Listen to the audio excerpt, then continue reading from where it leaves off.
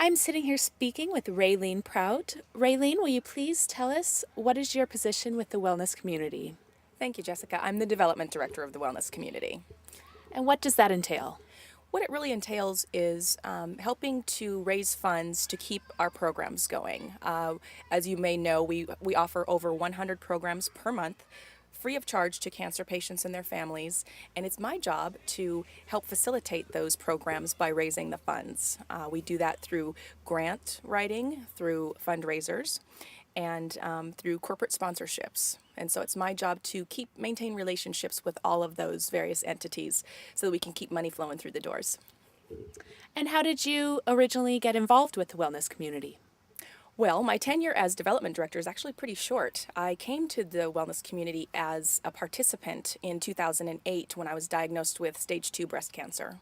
When I first heard of the wellness community, it was about the support groups that I heard of. And, oddly enough, I didn't consider myself a group support kind of person. So I came very skeptically and sat in on my first group and thought, wow, this is a room full of women who are going through exactly what I'm going through. And it really became more about, definitely support, but also information exchange. Who are the best oncologists? What's the best cream for radiation? Things of that nature. I mean, we really, you really become very close very quickly. But I soon learned that there is so much more to the wellness community than the support groups. That's our foundation for sure. But I took advantage of all of the various programs that we have when it came to me and my recovery. I went to the yoga classes, particularly after you've gone through surgery. You need to be able to stretch and regain your focus. We have a great strength training partner in End Results Gym, and so I went there to do my strength training. I went to the nutrition lunches, which talk about everything from acupuncture and Chinese medicine to, how to combat nausea from chemotherapy. And we always have an expert from the community come in and talk at those lunches. And we have a local restaurant that provides a very nutritious lunch. So it's a kind of a total program there in one lunch. And then we have also educational seminars. We have a series called Frankly Speaking about whatever particular type of cancer we're focusing on that evening. And again, a local doctor will come in and talk about anything you ever wanted to know about breast cancer, in my case. So it's really a comprehensive set of programs that we have under the umbrella that is the wellness community. And it's just a fantastic place for people who are going through cancer and feeling maybe isolated and feeling overwhelmed for sure with all of the information that you get with a diagnosis.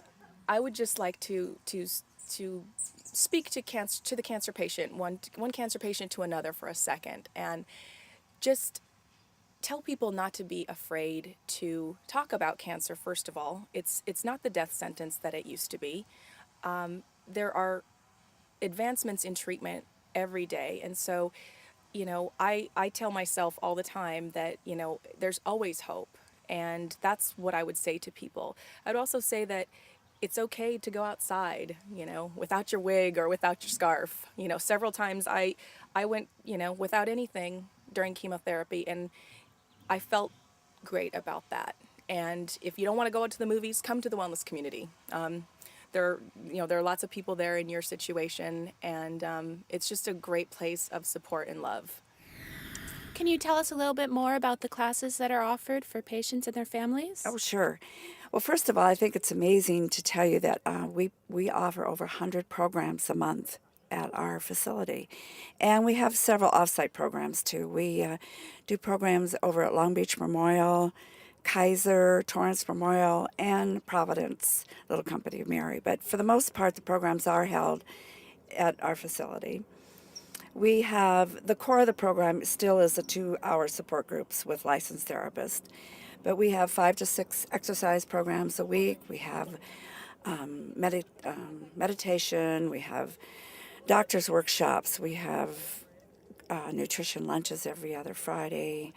Anything that would help a cancer patient get through this journey from an emotional standpoint. We have a fabulous library that people can come in and take books out of. Even after cancer, there's a lot of programs now about living with cancer.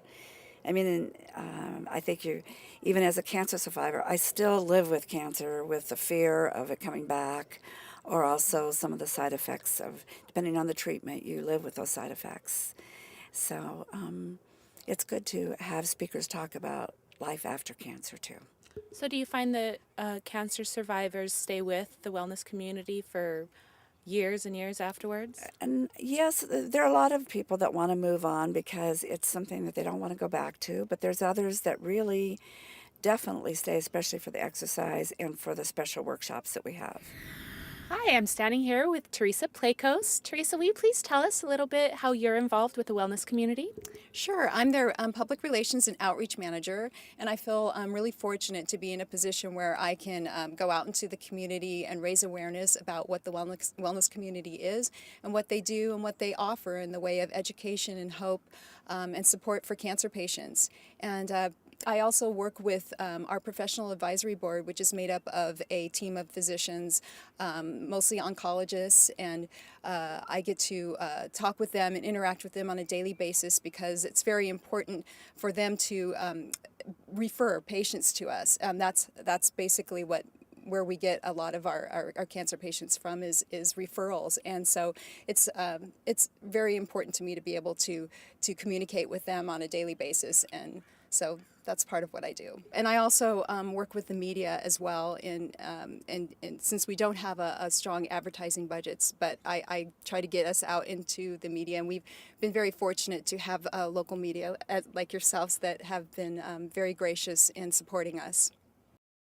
So, who is the wellness community geared towards? Adults, children? It really is geared more towards adults, 18 and over. We have several kids programs that are going on, but really kids do not tend to feel they need support. They really just want to get out and play with their friends, and it's the parents that need the support. Can you take us through a day in the life at the wellness community? Well, for the patient, would be depending on how much involvement they want to have. We have some people, we like to even talk about not how many people come to the wellness community, but how many visits we have, because one patient could come 6-7 times a week. So we have people come in for their group. They want to come to meditation for about an hour beforehand, kind of relaxes them, gets them into a feel of calmness, and then maybe they stay for a yoga class. So there might be 3 things.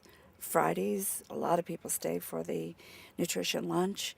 So it's just whatever they want the community, how much time they can spend at the community, and what gives them help. So we're open usually 6 days, sometimes 7 days a week. We have actually special programs even on Sunday. Judith, do you have any tips for families who have recently found out that someone in their family has cancer? Well, I do. I mean, of course I'm going to say, please come to the wellness community, because you can, and I hear this over and over again, you have all the friends and family that you think you need to support you, but they can't be the same support as somebody that's going through the program.